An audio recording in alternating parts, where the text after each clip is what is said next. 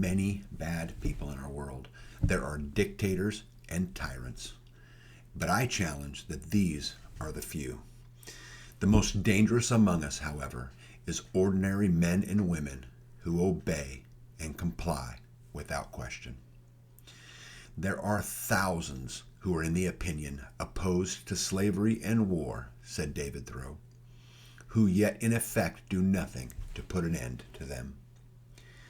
Most people claim to be children of Washington and Franklin and Jefferson, and yet they sit on their hands with their hands in their pockets, and they say that they know not what to do and do nothing. I ask, is a successful society dependent on the obedience of the state? Is going to the polls the only recourse we have to show our contempt for the Republicrats? Our leaders require a blind disobedience from the population, which has been enforced by our education system, to which then is given credibility by the mainstream media. See, disobedience, guys, it's not the problem.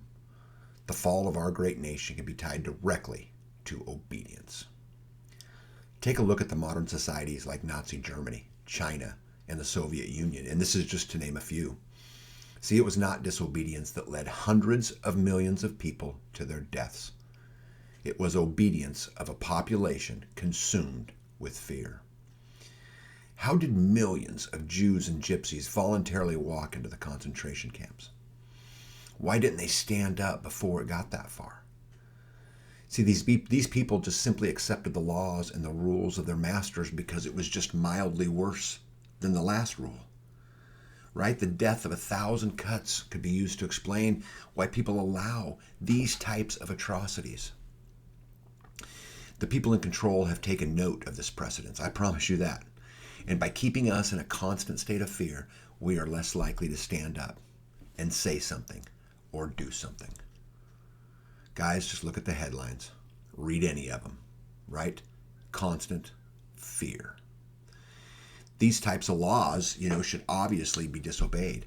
But this proves more and more difficult as we transcend into this full-blown totalitarianism.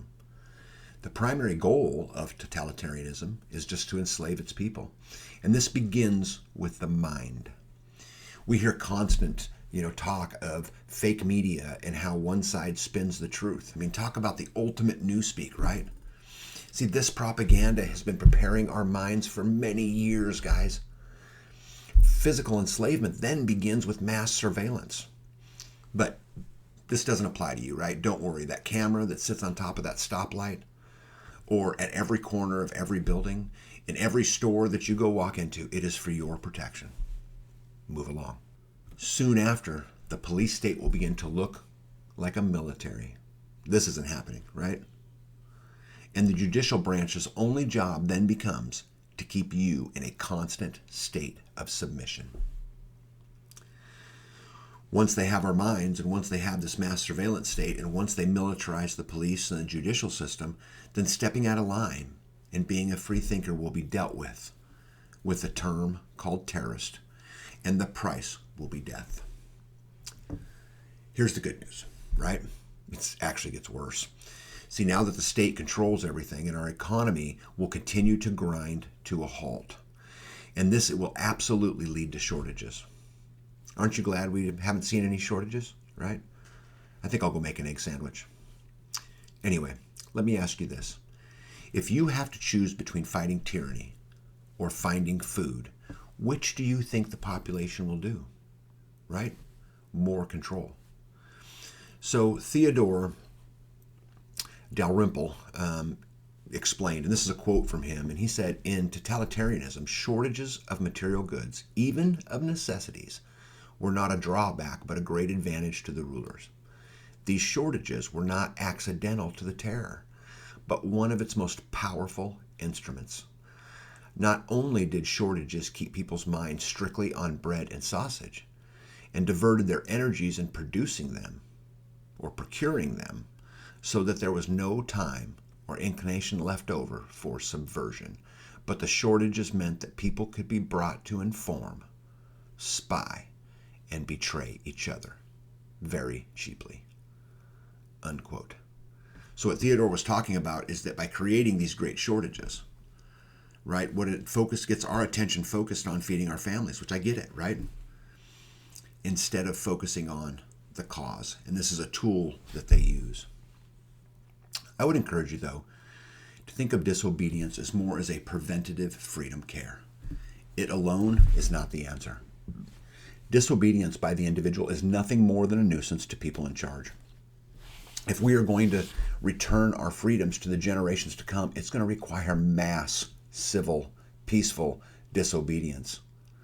And this mass civil disobedience will also require that we do it in a public manner. Civil disobedience will send a clear message that all the tyrants fear. And this message is that we, the people, no longer fear you. We are the many, and they are the few. And guys, I am not talking about protesting, which I would actually argue hurts the cause more than it helps, right? Because we protest and we ask for our freedoms back. We beg for our freedoms back, and the bureaucrats wave the banner of democracy and acclaim, see, freedom and democracy works. And then they return to their corrupt way of life. Civil disobedience is when we take our freedom back, but not by the sword, but by our actions of peaceful civil disobedience. Their rule rests on our consent. I want to repeat that. Their rule rests on our consent. See, but the real question is how, right? How do enough people find the courage to take a stand at the same time? Is it possible to get enough people awake? Is it too far along to stop? The truth is, I don't know. But I do know that the cost of doing nothings far exceed any one of us. Our future generations are depending upon you. In order to get more and more people practicing this peaceful civil disobedience, we must focus our attention locally. The regulations that are put down that are socially destructive have to be met with resistance inside every small community. See, we can use logic, we can use reason to make people aware of the propaganda and the hidden agendas. We can push our local educators to teach what totalitarianism is. We can arrange local get-togethers and community events in order to build more trust in this movement. We can build our own communities in order to elect like-minded, independent thinkers. And the more successful we are at uncovering the truth of the lies that surround us, at best, more people will stand up and practice peaceful, civil disobedience, but at its very worst will vote quietly for those willing to take a public stand. Sounds easy, right? Yeah. Unfortunately, as tyranny takes hold, fewer and fewer free thinkers exist. Instead, it's replaced by fear, confusion, and uncertainty. This mass psychosis is infectious. As totalitarianism takes hold, the easy answer is to comply. No more pain, no more fear, no more hardship will be the message of the elite. You will own nothing, and you will be happy. Right now, today, this is already a psychic epidemic. Through the application of time and pressure, our population is becoming immune to logic and reason. Our only hope is that the power of example rules the day. When people see others taking risks and taking chances on the principle of their own beliefs, these people will not be able to help themselves, but give some credibility to their position. And this credibility may not influence those who are already lost, but it might, just might, influence those who are on the fence. Without this leadership, no one will be willing to be the first to disobey. Some of you are already thinking, man, I'm not qualified or competent enough to stand up. What can I do?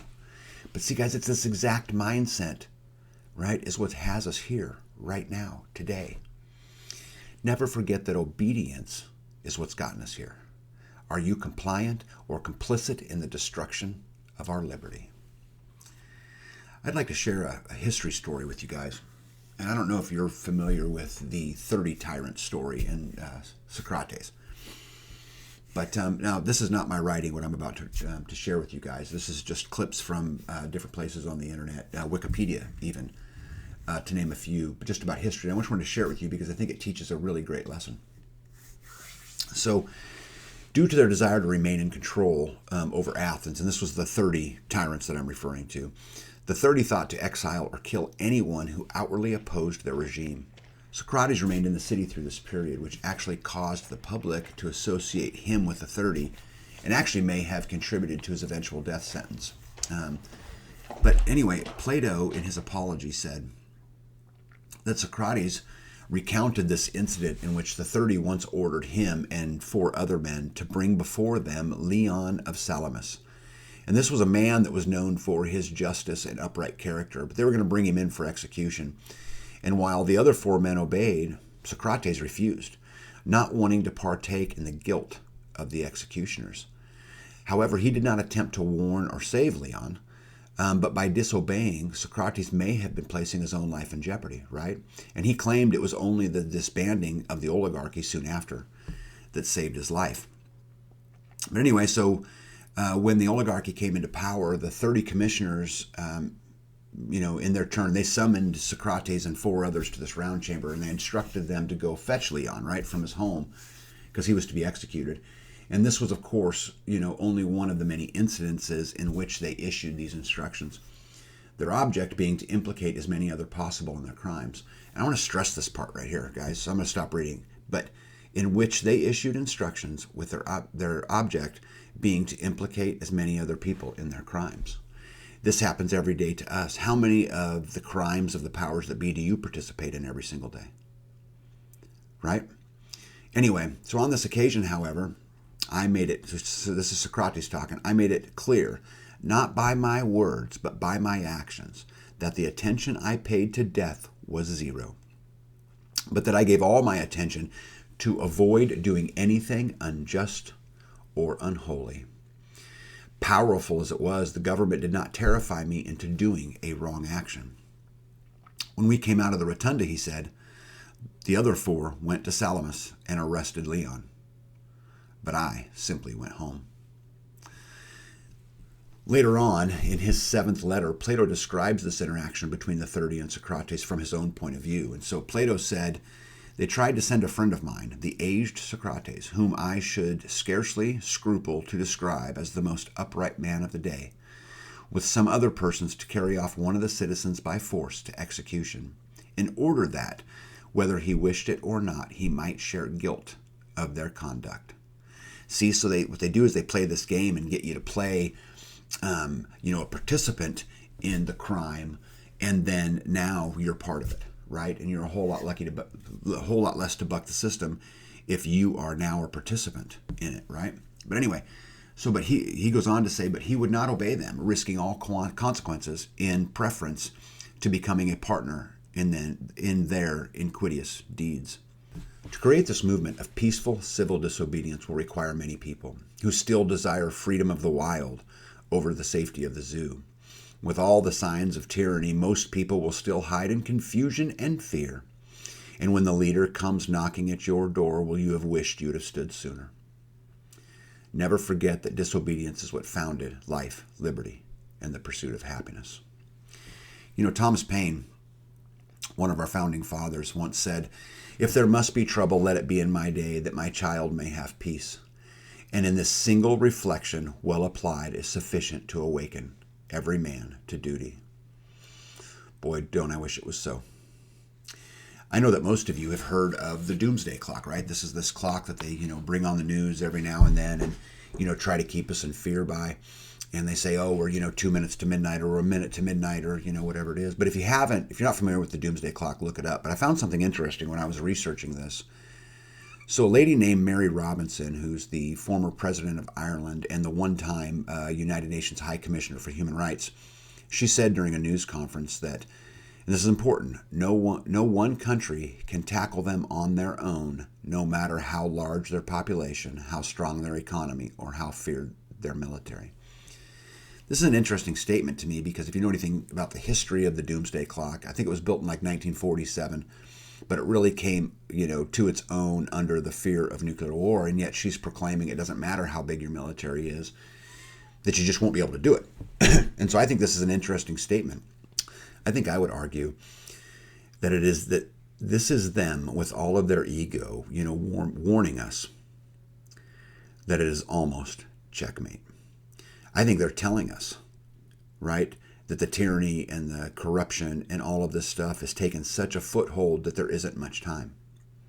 I think they're telling us that we are too stupid to understand the complex game that's being played right before our eyes. I often wonder what future generations will say about this time. What will your kids, your grandkids, and your great-grandkids say about you? What will they say about me? Well, I guess at the end of the day.